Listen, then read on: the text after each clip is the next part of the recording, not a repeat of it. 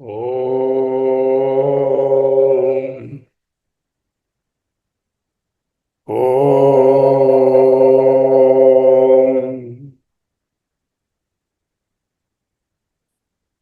ఓం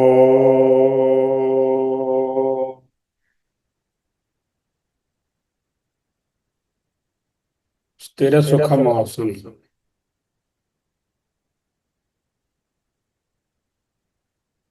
అహమస్మి. అహమస్మి. అహమస్మి.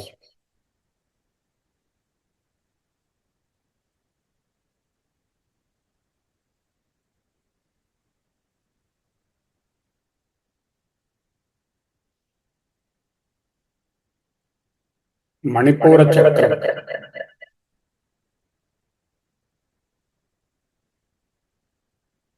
దీనిని అర్థం చేసుకోవడానికి ప్రయత్నిస్తుంది.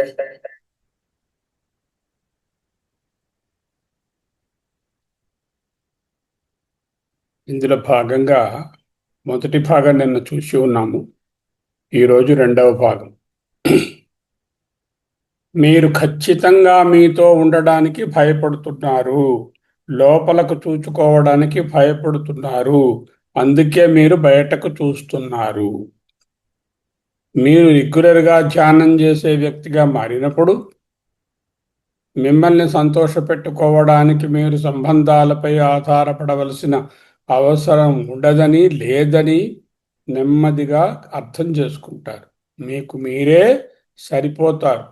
మీరు మీతో ప్రశాంతంగా ఉండలేనప్పుడే మీకు సంబంధాలు అని పిలువబడే వాటిలో చిక్కుపడి మీ ఉనికి అంచున ఉండిపోతారు, ఉనికి లోనకు రారు.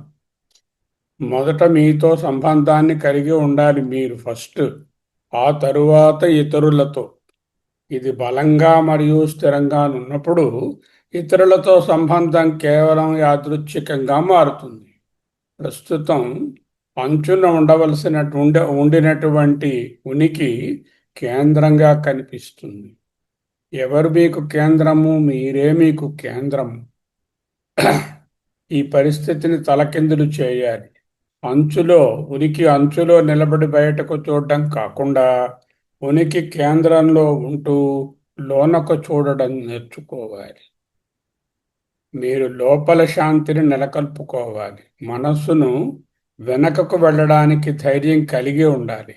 అందరికీ అపాయింట్మెంట్స్ ఇవ్వడానికి చాలా సిద్ధంగా ఉన్నారు, కానీ మీకు మీరు అపాయింట్మెంట్స్ ఇచ్చుకోరు. నేను నాతో మాట్లాడుకుంటున్నానా, ఉన్నానా, ఉనికిలో ఉన్నానా? నేను నాతో ఉండడం అంటే ఏది లేకుండా నిశ్శబ్దంగా ఉండడం. ఇతరులకు అపాయింట్మెంట్స్ ఇస్తారు, ఎందుకు? అది అహంకారానికి సంబంధించినది. మీకు మీరు అపాయింట్మెంట్ ఇచ్చుకోరు, ఎందుకంటే సత్యం బయటపడుతుందని, మీరు దానిని తట్టుకోలేకపోతారని భయపడుతున్నారు.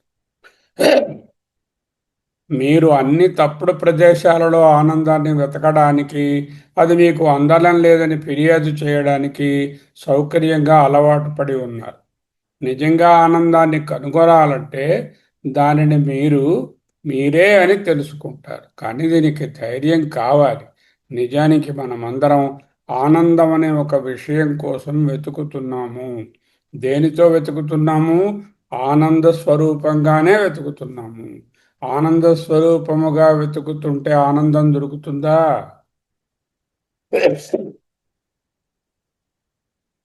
ఒక యువకుడిని అతనికి సంతోషాన్ని ఇచ్చేది ఏమిటి అని అడిగితే అతను వెంటనే డ్రగ్స్ అని చెప్తాడు. అతను కూడా ఆనందం కోసం, శాశ్వతమైన శాంతి కోసం వెతుకుతున్నాడు. కానీ తప్పుడు దిశలో మన మార్గం నుండి చాలా తీవ్రంగా దూరం అయిపోయాం. మన అసలు ఆలోచన విధానం మన ప్రతికూల ఆలోచన విధానాలతో పూర్తిగా భర్తీ చేయబడినది, నిండిపోయింది. మన జీవితం ఉండాల్సిన దానికంటే భిన్నంగా ఉంది. డ్రగ్స్ సేవించడం వల్ల మీరు ఆనందాన్ని పొందగలరా? డ్రగ్స్ సేవించడం ద్వారా మీరు మీ నుండి తప్పించుకుంటున్నారు, పరిస్థితిని మరింత దిగజార్చుకుంటున్నారు, త్వరలోనే ఆరోగ్యం కోల్పోతారు. మొత్తం విషయంలో ఉన్న మూర్ఖత్వాన్ని చూడండి. ఇది మీకు మూర్ఖంగా అనిపిస్తుంది, ఎందుకంటే చాలా తీవ్రమైనది. ఇది నైతిక స్థాయిని తాకుతుంది కాబట్టి మిమ్మల్ని తాకుతుంది. కానీ సంతోషాన్ని కనుగొనే లక్ష్యంతో మీరు చేసే ఇతర సూక్ష్మ కార్యకలాపాలు కూడా అటువంటి ప్రయత్నాలే కానీ వేరే స్థాయిలో అంత నైతికత లేని స్థాయిలో కాదు. కాబట్టి ఇవి మూర్ఖత్వమని మీరు అనుకోరు. డ్రగ్స్ తీసుకోవడం నైతికంగా చాలా బానిస అని తెలుసు, కానీ మనం చేస్తున్న ఆలోచనలు కూడా ఆ డ్రగ్స్ లాగే మనల్ని ప్యాంపర్ చేయడానికి, తాత్కాలికంగా ఉపశాంతి కలిగించడానికి ప్రయత్నం చేస్తున్నాం. మీకు సమయం దొరికినప్పుడల్లా మీ మనసును శుభ్రం చేసుకోండి, హౌస్ కీపింగ్. అప్పుడు మీకు అర్థమవుతుంది చెప్తున్న విషయం. ఎరుకతో మీ లోపలకు చూడండి. మీరు మీ మనసు ఎలా పనిచేస్తుందో, మీ చింతలు ఎలా వేర్లు వేసున్నాయో గమనించండి. మనమందరం పదాలను సేకరిస్తూ, అభిప్రాయాలను కోరుకుంటూ, వాటిపై పదే పదే ఆధారపడుతూ నెమరు వేసుకుంటూ ఉంటాం.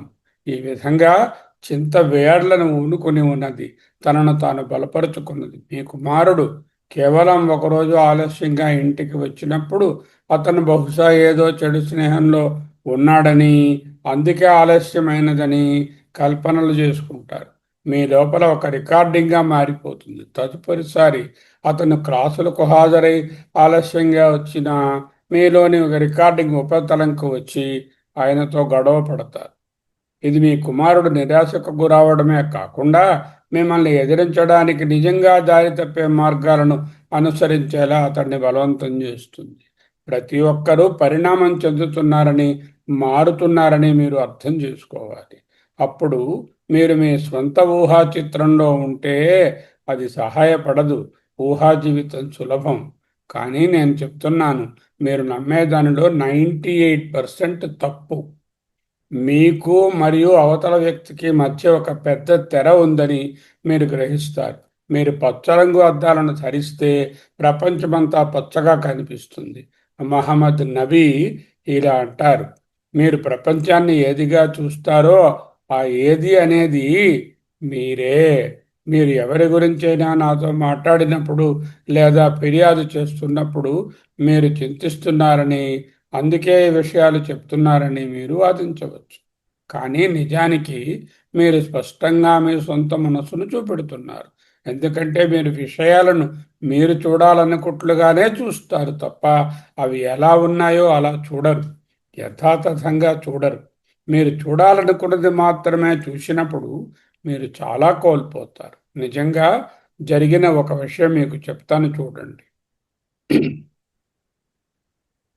కొన్ని సంవత్సరాల క్రితం నేను ప్రతిరోజు ఆశ్రమం నుండి సిటీ సెంటర్ వరకు ఒకే డ్రైవర్తో ప్రయాణించేవాడిని. ఒకరోజు నేను ఒక నిర్దిష్ట వీధికి వెళ్ళాలనుకున్నాను మరియు ఆ వీధి దగ్గర ఉన్న ఒక మసీదును ప్రస్తావిస్తూ డ్రైవర్కు ఆ వీధిని గుర్తు చేశాను. ఆ ప్రదేశంలో మసీదు లేదని అతను వాదించాడు. నేను ఆ మసీదు దగ్గర ఉన్న ఒక ప్రసిద్ధ హోటల్ను అతనికి గుర్తు చేయడానికి ప్రయత్నించాను, కానీ దానిని కూడా అతను గుర్తించలేకపోయాడు. చివరికి ఆ ప్రదేశంలో ఒక హనుమాన్ దేవాలయం ఉందని అతనికి చెప్పాను. అతని ముఖం వెంటనే గుర్తుపట్టడంతో వెలిగిపోయింది. అతను ఆ వీధికి వెళ్ళాడు మరియు నేను అతనికి ఆలయం ప్రక్కనే ఉన్న మసీదును చూపించాను. ఆలయం కంటే 5 రెట్లు పెద్దదిగా ఉంది. అతను షాక్ అయ్యాడు. ఎంతటి హార్డ్ కోర్ హిందువుడంటే అన్ని నెలల కాలంలోనూ అతను మసీదును చూడనే లేదు. జీవితంలో మూర్ఖంగా ఉండకండి, దేనికి అతుక్కుపోకండి. కేవలం ఒక నదిని గురించి ఆలోచించండి. మొదటిసారి నదిలో మీరు కాలు పెట్టి దాన్ని బయటకు తీసి మళ్ళీ రెండోసారి పెట్టినప్పుడు అది అదేనా లేక మారిందా? నీరు మారినట్లు కనపడదు, కానీ మారింది. నీరు మీ నీరు అక్కడ లేదు, క్రొత్త నీరు ప్రవహించింది. కాబట్టి మిమ్మల్ని ఏ మతంతోనో మరేదైనా విషయంతోనో ముడిపెట్టుకోవడానికి, గుర్తించుకోవడానికి ప్రయత్నించకండి. మీ సంకుచిత నమ్మకాల వల్ల జీవితం నిరంతరం మారుతూ ఉంటుంది. మీ ఆధ్యాత్మిక ఎదుగుదల నిడిచిపోతుంది మరియు అవరోధం కలుగుతుంది. మీరు మీ ముందున్న రోడ్డును మాత్రమే పరిమితంగా చూస్తే గుర్రంలా మారతారు.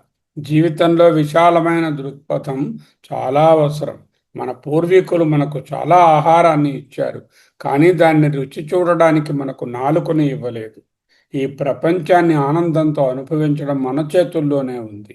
ఆ ఆనందం మీరు అనుభవించే విధానంలో ఉంది, బాహ్య ప్రపంచ వస్తువులలో కానే కాదు. దీనిని స్పష్టంగా అర్థం చేసుకోవాలి. మీ మానసిక స్థితి మీ జీవితాన్ని ఆనందమయంగా లేక దయనీయమయంగా మారుస్తుంది. మీ ప్రస్తుత మానసిక స్థితికి మీరు సంతోషంగా ఉంటే అది ఖచ్చితంగా సరైనదే, కానీ దానిని కొంచెం కత్తిరించాలని మీరు భావిస్తే ఎక్కడో సమస్య ఉంది. మీరు తరచుగా ఒక మొక్కను కత్తిరించినట్టుగా మీ మానసిక స్థితిని కత్తిరించడానికి ప్రయత్నిస్తారు. కత్తిరించిన మొక్క వేగంగా పెరుగుతుంది. ఒకవేళ మీరు మీ ప్రస్తుత మానసిక స్థితిలో జీవించండి, లేదా దాని వేళ్లతో సహా పెకిలించి క్రొత్త దాన్ని సృష్టించండి. మీరు బట్టలకు రంగు వేసినట్లుగా మీ మానసిక స్థితికి రంగు వేసి అది భిన్నంగా కనిపించేలా చేయలేరు. మీరు మీ మానసిక స్థితిని సరిదిద్దడానికి దాన్ని చెక్కలేరు. పూర్తి పరివర్తన జరగాలి, లేకపోతే మళ్ళీ పాత పద్ధతులలో జారిపోయే ప్రమాదం ఎప్పుడూ ఉంటుంది. మీకు స్వచ్ఛమైన మానసిక స్థితి ఉన్నప్పుడు మీరు ఎప్పుడూ చింతించరు. సంక్లిష్టమైన ఆలోచన విధానాలు మరియు పదాలతో గందరగోళంలో ఉన్నప్పుడు మాత్రమే మీరు ఎప్పుడూ చింతిస్తూ ఉంటారు. మీకు మీ మీద నమ్మకం లేనప్పుడు గ్రహాలు ఎక్కడ ఉన్నాయి, అవి ఎలా పనిచేస్తున్నాయి, ఇటువంటి విషయాలన్నీ చింతిస్తారు. ఏ గ్రహం ఎక్కడ ఉంది, అది నన్ను ఎలా ప్రభావితం చేస్తుంది అని మీరు విశ్లేషణ ప్రారంభించిన వెంటనే మీరు మిమ్మలను బయట వాతావరణానికి అప్పచెప్తున్నారు. సమస్య ఏమిటంటే మీరు కేంద్రంలో లేరు. సమయం ఉన్నప్పుడు మీ మనస్సుపై పనిచేయండి. లోపలకు చూసి దానిని క్లీన్ చేయండి. ఏమైనా రోజుకి 24 గంటలు మీ మనస్సుతోనే ఉంటున్నారు కదా, మరి దానిని ఎందుకు శుభ్రంగా ఉంచుకోకూడదు? తమ ఇళ్లను అందంగా డెకరేట్ చేసుకుంటూ ఇతరుల ఇళ్లను చూసి గర్లో పడే వ్యక్తులను చూశాను. వారు వాక్యూమ్ క్లీనర్లను ఉపయోగిస్తారు, పూర్తిగా దుమ్ము లేకుండా ఉంచుతారు, కార్పెట్స్కు రంధ్రం పడే వరకు దానిని శుభ్రం చేస్తారు. 24 గంటలు నివసిస్తున్న ఇంటిని శుభ్రం చేయడం గురించి అంత శ్రద్ధ తీసుకుంటారే. ప్రతి ఆలోచన లేదా చర్చ మనసులో 24 గంటలు దాగి ఉన్నదే. మీరు వాస్తు శాస్త్రము, ఫెంగ్షుయి మొదలైన వాటిని తీసుకొస్తారు. అనేక మూఢనమ్మకాలతో మీ మనసును కల్తీ చేసుకుంటున్నారు. ఇవన్నీ మీ ఇంటి లోపల ఉన్న ఖాళీని శక్తివంతంగా ఉపయోగించబడే శాస్త్రాలు, కానీ మీరు అర్థం చేసుకోవడంలో విఫలమయ్యేది ఏదంటే మీరు మీ ప్రతికూలతతో మీ ఇంటిని కలుషితం చేస్తున్నారని. అందువలననే నిరంతరం శక్తివంతం చేయాల్సి వస్తోందని తెలుసుకోవాలి. ఇదే నిజం. మీరు మీ ఇంటిని ఖాళీని సామూహిక ప్రతికూల ఆలోచనతో మీ చింతలతో కలుషితం చేసినప్పుడు, ఇక్కడ ఇల్లంటే మనస్సు, ఆ ప్రదేశం ఆ ప్రతికూల ఆలోచనలను తిరిగి మీకే ప్రసరిస్తుంది. మరియు మీరు మీ ఇంట్లోనికి అడుగుపెట్టిన క్షణమే ప్రతికూలత అనే విషవలయంలో చిక్కుకుంటారు. మీరు మీ ఇంట్లోకి ప్రవేశించే వరకు మీరు పూర్తిగా బాగానే ఉన్నారని మీకు ఎన్నిసార్లు అనిపించింది? అబ్బా, ఇంటికి వెళితేనే చాలు ఏదో ఒక గొడవ, ఏదో ఒక ముడి. లోపల ప్రవేశించిన క్షణమే తెలిసిన ప్రతికూల ఆలోచన విధానాల శక్తి మిమ్మల్ని పట్టుకున్నట్లు మీకు అనిపిస్తుంది. ఇది మరేమీ కాదు, మీరు మీ ఇంటిని నింపిన మీ స్వంత ఆలోచనలే మీ ప్రతికూలతలు. ఇప్పుడు ఏం చేస్తారు? ఇంటి లేఅవుట్ను మార్చడానికి మీ వాస్తుశాస్త్ర నిపుణుడిని పిలుస్తారు. ఇంటికి వస్తే చికాగ్గా ఉంది, ఇంట్లో ఏదో ప్రాబ్లం ఉన్నట్టుంది, చేత వాస్తు సరిలేదు. ఇంటిని శుద్ధం చేయడానికి, అగ్నిహోమం నిర్వహించడానికి ఆలయ పూజారిని పిలుస్తారు. మీ ఇంటికి ఫెంగ్షుయ్ ఆలోచనలను వర్తింపజేస్తారు. ఈ పనులలో చిత్తశుద్ధితో చేసినప్పుడు అవి మీ ఇంటికి అవసరమైన పనిని నిస్సందేహంగా చేయిస్తాయి. కానీ మీరు ఒక విషయం అర్థం చేసుకోవాలి, కేవలం అనుబంధ పద్ధతులు మాత్రమే. అసలు విషయం ఏమిటంటే మిమ్మల్ని మీరు శుద్ధం చేసుకోవడం, మీ వాస్తు మీరు మనసు వాస్తు సరిచేసుకోవడం తెలుసుకోవాలి. ఆనందమయమైన మానసిక స్థితిని ప్రసరింపజేయడం, తద్వారా మీరు నివసించే ప్రదేశం స్వచ్ఛందంగానే ఆనందంగా ఉంటుంది. ఒక మనిషిని అతని గతానికి మరియు వర్తమానికి మధ్య తేడా ఏమిటి అని అడిగాను. అతను గతంలో నేను నేల మీద చాప మీద కూర్చుని తినేవాడిని, ఇప్పుడు నేను డైనింగ్ టేబుల్ మీద తింటున్నాను అని సమాధానం ఇచ్చాడు. చూడండి, మీరు చూస్తే గతంలోనూ వర్తమానంలోనూ ఉండేటటువంటి తినేటటువంటి నోరు ఒక్కటే, ఏ మార్పు లేదు. మీలో తీవ్రమైన మార్పు లేకపోతే మీ జీవితం కేవలం ఇంతే భిన్నంగా కనిపిస్తుంది. అందం అనేది చూసేవారి కళ్ళలో ఎలా ఉంటుందో, రుచి అనేది అనుభవించే వారి నాలుకలో ఎలా ఉంటుందో, మీ మానసిక స్థితి మీ జీవిత నాణ్యతను నిర్వచిస్తుంది.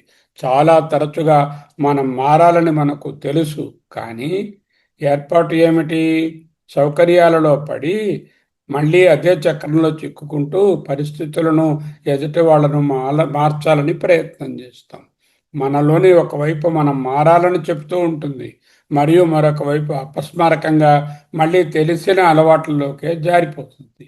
మీకు మారడానికి చాలా అవకాశాలు ఇచ్చినా మీరు మీ ప్రస్తుత స్థితిని హాయిగా ఉన్నట్లే భావిస్తారు, కానీ నిజాన్ని కోల్పోతారు. మీ మానసిక స్థితిలో మీలో ఒక దృఢమైన వాస్తవికత మారుతుంది. మీరు దానిని కేవలం ప్రసరింపజేస్తారు, దానిని మార్చడానికి ప్రయత్నించకండి.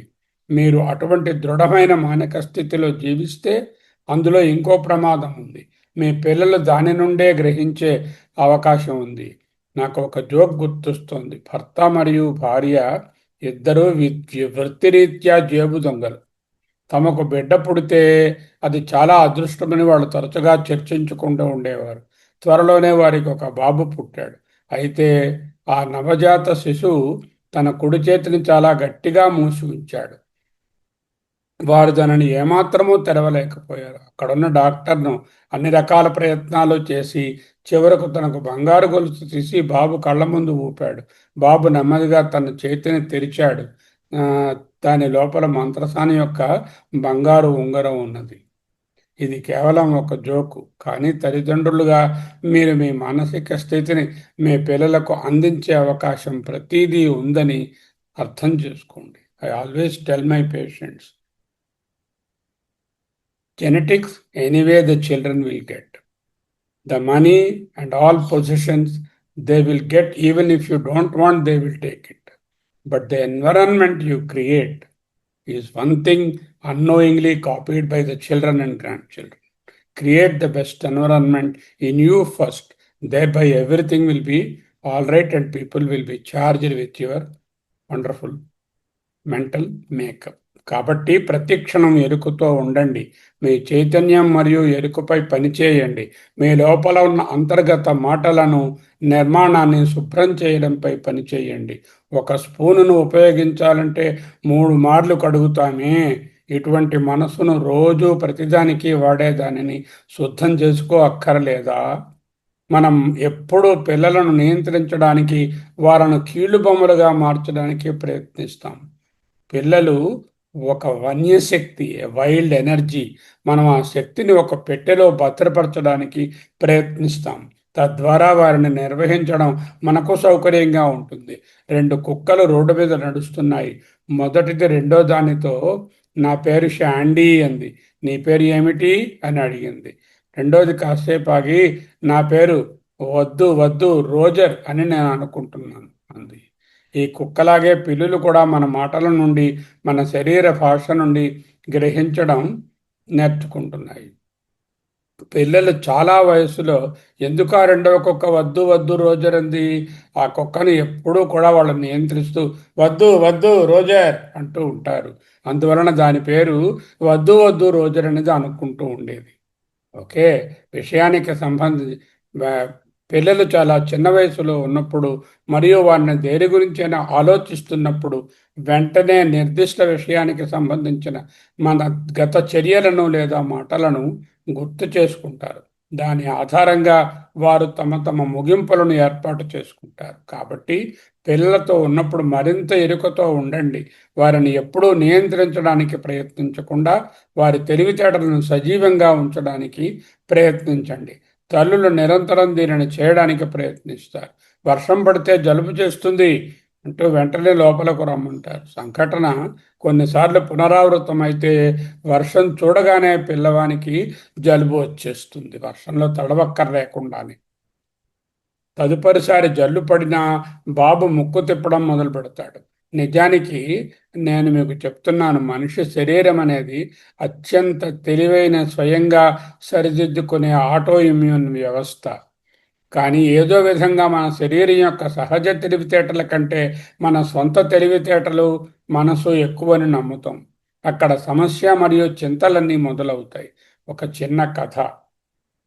ఒక తండ్రి ఒక తండ్రి వంటే తన కుమారుడు వంటిని తమ జాతి శరీర నిర్మాణం గురించి వివరిస్తోంది. ఒంటె తన కుమారుడు అయినటువంటి ఒంటెతో మాట్లాడుతోంది. నీకు తెలుసా, మనం ఎడారిలో ఉన్నప్పుడు రోజుల తరబడి నీటిని నిల్వ చేసుకోవడానికి మనకు మూపురాలు ఉన్నాయి అన్నాడు. కొడుకు అడిగాడు, మన కనురెప్పలు ఎందుకు అంత పొడవుగా ఉంటాయి? తండ్రి సమాధానం ఇచ్చాడు, తుఫానుల నుండి, ఈ శాండ్ తుఫాన్ నుండి మన కళ్ళను రక్షించుకోవడానికి. కొడుకు మళ్ళీ అడిగాడు, మనకు ఎంత ఉబ్బెత్తుగా ఉండే పాదాలు ఎందుకు ఉన్నాయి? తండ్రి సమాధానం ఇచ్చాడు, తద్వారా మనం ఎడారిలో వేగంగా ప్రయాణించవచ్చు. కొడుకు తండ్రిని అడిగాడు, మరి మనం జూలో ఏం చేస్తున్నాము? మీరు చూస్తే మీ శరీరం అందంగా రూపొందించబడినది, దానికి సహజమైన తెలివితేటలతో నడవనిస్తే అది బాగా పనిచేస్తుంది. మీరు మీ కండిషనింగ్లను తీసుకొచ్చి వాటిని మీ శరీరంపై రుద్దిన క్షణమే మీరు ఇబ్బందులను ఎదుర్కోవడం ప్రారంభిస్తారు. మీ చింతలు మరియు మానసిక స్థితి శారీర వ్యాధులన్నిటికీ మూల కారణం. హిమాలయాలలో సన్యాసులు, సాధువులు గుహలలో నివసిస్తారు. వారు ఎప్పుడూ అత్యంత ఆరోగ్యకరమైన వ్యక్తులు. ఎండ వచ్చినా, వర్షం పడినా, మంచు కురిసినా వారు అలాగనే నివసిస్తూ ఉంటారు. వారి శరీరం స్వయంచాలకంగా సర్దుబాటు చేసుకుంటుంది.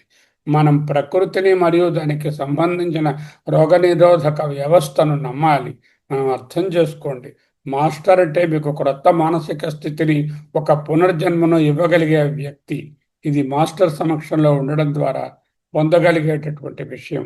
మాస్టర్ యొక్క శక్తి మిమ్మల్ని ముంచెత్తినప్పుడు మానసిక శక్తి మారుతుంది, పునర్జన్మను పొందుతారు. మీరు ఎప్పుడూ ఉందనే విషయం కూడా తెలియని ఒక ప్రదేశంలో ప్రవేశిస్తారు.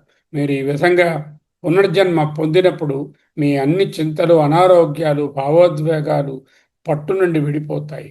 వీటిలో ఏవైనా మీకు జరిగినా మీరు మునుపెన్నడూ తెలియని సులువుతో వాటిని నిర్వహించగలుగుతారు. మీకు మరియు మీ చుట్టూ జరుగుతున్న ప్రతిదానికి మీరు ఒక పరిశీలకుడుగా, ఒక సాక్షిగా మారగలుగుతారు.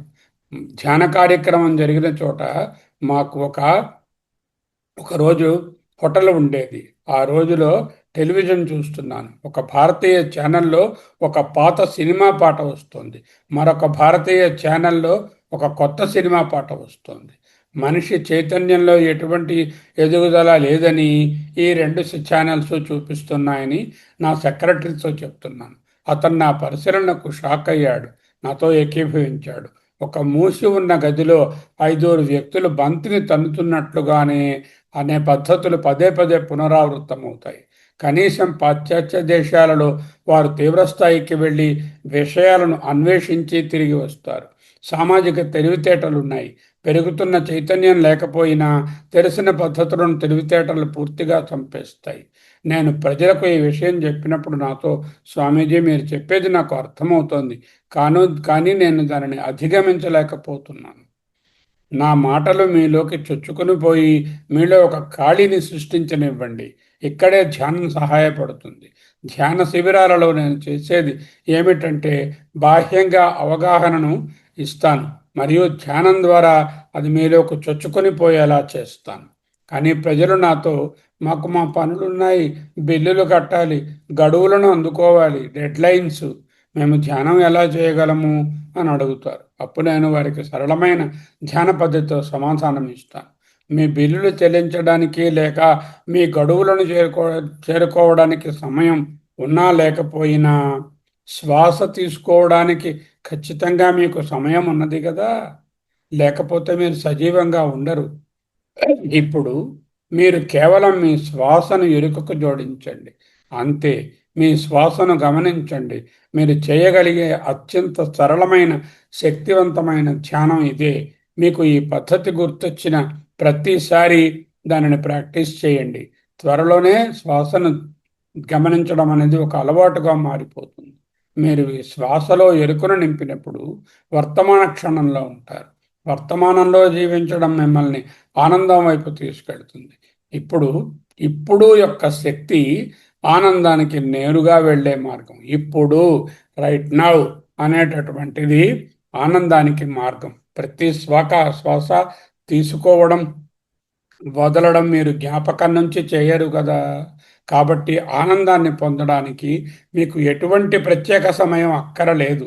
మీరు సమయం తీసుకొని ఎటువంటి రిట్రీటు లేక ధ్యాన శిబిరానికి వెళ్ళవలసినటువంటి అవసరం లేదు.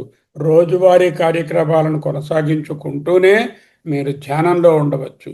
మీరు సృష్టించే పెరిగిన ఎరుకతో మీ గడువులు మరియు ఇతర లక్ష్యాలు చాలా సమర్థవంతంగా పూర్తవుతాయి. ధ్యానం అనేది మీ చైతన్యంలో మార్పు తప్ప మరేదీ కాదు. మీరు మీ వెనుకలో ఒక కొత్త శక్తిని, మార్పును తెచ్చుకుంటారు.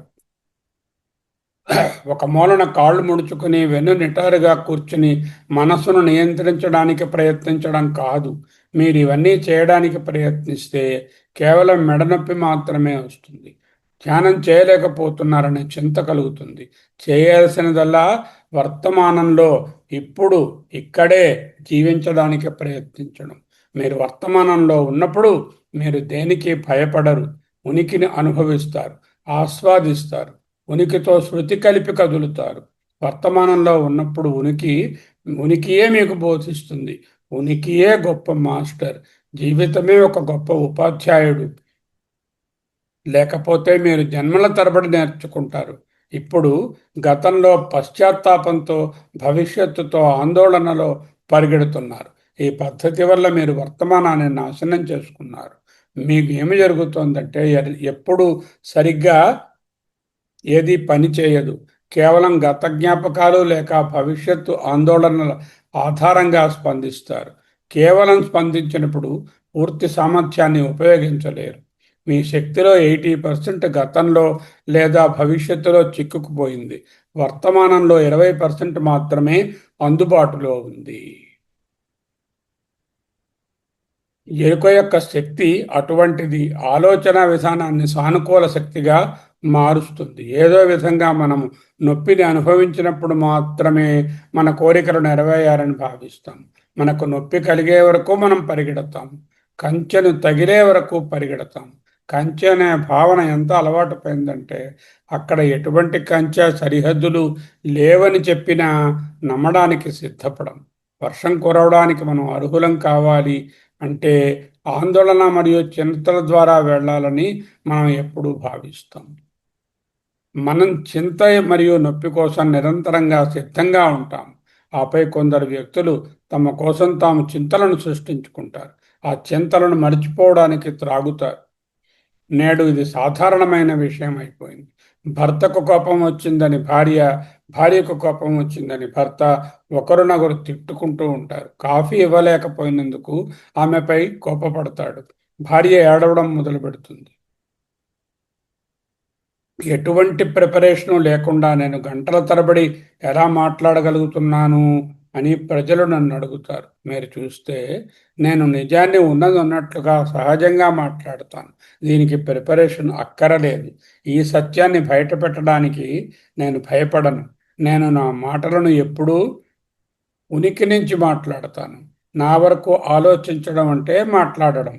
మీకైతే మొదట ఆలోచన కలుగుతుంది, తర్వాత దాన్ని ఎడిటింగ్ చేస్తారు. ఎందుకు? మీరు బయట మాట్లాడతారు. మొత్తం ప్రక్రియలో అమాయకత్వం కోల్పోతుంది. మీరు చాలా పదాలలో చిక్కుకొనిపోయి ఉంటారు. అహమస్మి, అహమస్మి, అహమస్మి, అహమస్మి, సోహం, సోహం, సోహం, సోహం, సోహం, సోహం, సోహం, శివోహం, శివోహం, శివోహం, శివోహం శివోహం శివోహం శివోహం. స్వస్తి.